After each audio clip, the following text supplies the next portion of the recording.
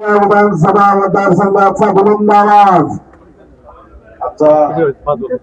आता सभापती महोदयांनी अतिशय चांगल्या पद्धतीने मार्गदर्शन केलं.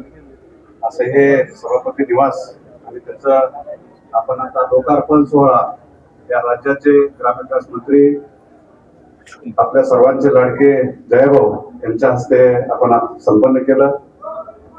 या कार्यक्रमासाठी उपस्थित असलेले आमचे नेते रणजितसिंह नाईक निंबाळकर, आमचे गुरुवर्य तात्या साळुंखे पाटील, सौ जिजामाराव नाईक निंबाळकर माजी जिल्हा परिषद सदस्य, शमशेरसिंह नाईक निंबाळकर नगराध्यक्ष फलटण, आमच्या आता सभापती शिवांजलीताई भोसले, दिलीपसिंह भोसले भैयासाहेब माजी नगराध्यक्ष, विश्वासराव भोसले माजी सदस्याधिकारी, अमरसिंह नाईक निंबाळकर, हनुमंतप्पा मोहिते, डी.के. अण्णा पवार, मिलिंदप्पा नेवसे, भीमराव उरुंगले सर, सुदाम मांढरेप्पा, ॲडव्होकेट नरसिंह निकम अध्यक्ष संघर्ष समिती, अशोकराव जाधव, धनंजय दादा साळुंखे पाटील पंचायत समिती सदस्य, सौ प्रियदर्शनी भोसले उपनगराध्यक्ष फलटण, किरणताई नलवडे जिल्हा परिषद सदस्य, विष्णुपंत लोखंडे जिल्हा परिषद सदस्य, ऋतुजाताई जगताप जिल्हा परिषद सदस्य, शुभांगीताई शिंदे पंचायत समिती सदस्य, विकास नाळे पंचायत समिती सदस्य, सचिन आधुन पंचायत समिती सदस्य, संजय पवार पंचायत समिती सदस्य, वनिताताई अढाव पंचायत समिती सदस्य, सीमाताई भोयटे पंचायत समिती सदस्य, सचिन आयोळे नगरसेवक, आमच्या मंगलादेवी काकी नाईक निंबाळकर नगरसेवक, राहुल निंबाळकर, अस्मिताताई शिंदे लोंढे, रोहित नागटिळे, अमित भोयटे, संदीप चोरंबले, मोहिनीताई हेंद्रे, किरण राऊत, रुपालीताई सस्ते, परत सुलक्षणाताई सरगर, मीनाताई काकडे, स्वप्नालीताई स्वातीताई भोसले, सुपर्णाताई आयवळे, सौ कांचनताई होटकर, आमचे रामभाऊ ढेकळे, सिद्धालीताई शहा, सुशांत भैया निंबाळकर, तुकाराम शिंदे, बाळासाहेब कदम, जयकुमार शिंदे, विलासभाऊ नलवडे, आमचे बीजेपीचे अध्यक्ष बापूराव शिंदे आणि उपस्थित सर्वच मान्यवर. कोणाचं नाव घ्यायचं राहिलं असेल तर माफ करावं. कार्यक्रम भाऊ बोलणार आहेत, दादा बोलणार आहेत. आज हा कार्यक्रम अतिशय उत्साहात आणि चांगल्या आनंदात संपन्न होतोय. खरं तर मला माजी आमदार चिमणराव कदम साहेबांची आठवण होते.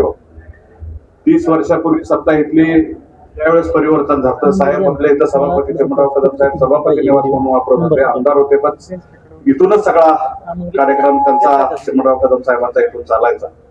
आणि 30 वर्षापूर्वी सत्तांतर झाल्यानंतर ही इमारत आहे अशीच आता नवीन झाली, पण इथं जुनी इमारत होती.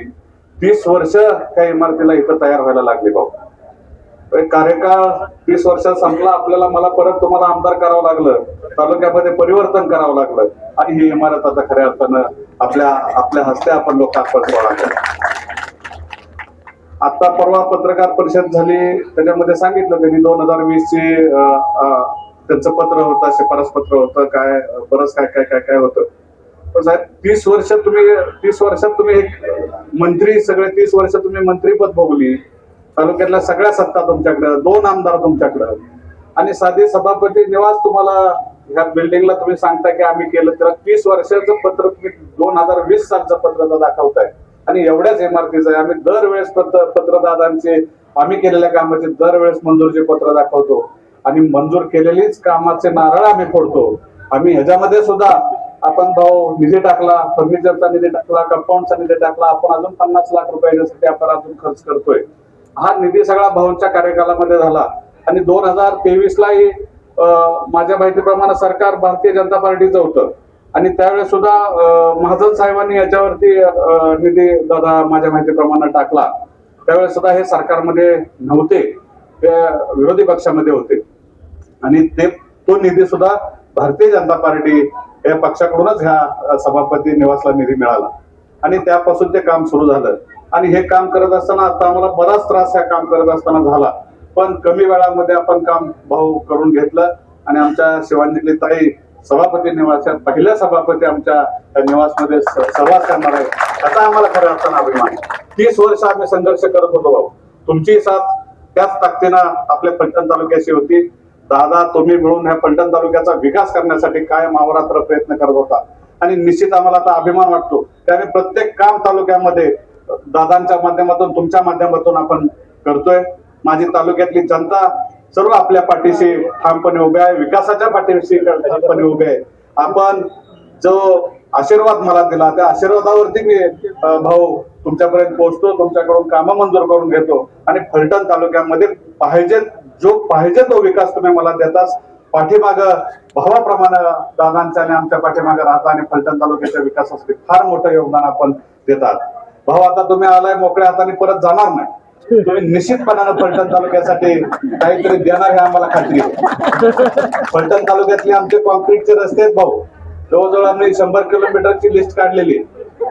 तर ते सिमेंट कॉन्क्रीटचे रस्ते आपण फलटण तालुक्यातल्या प्रत्येक गावाला जोडणारा कॉन्क्रीटचा रस्ता दिला तर माझ्या मतदारसंघातल्या माझ्या सर्वसामान्य शेतकऱ्यांसाठी तो परत 30 वर्ष 40 वर्ष रस्ता खराब होणार नाही, त्याला खड्डा पडणार नाही असे रस्ते आपण भाऊ आम्हाला तुम्ही देणार आहात. आणि मला खात्री आहे तुम्ही देणारच आहात. 100% आमचं काम होणार आहे.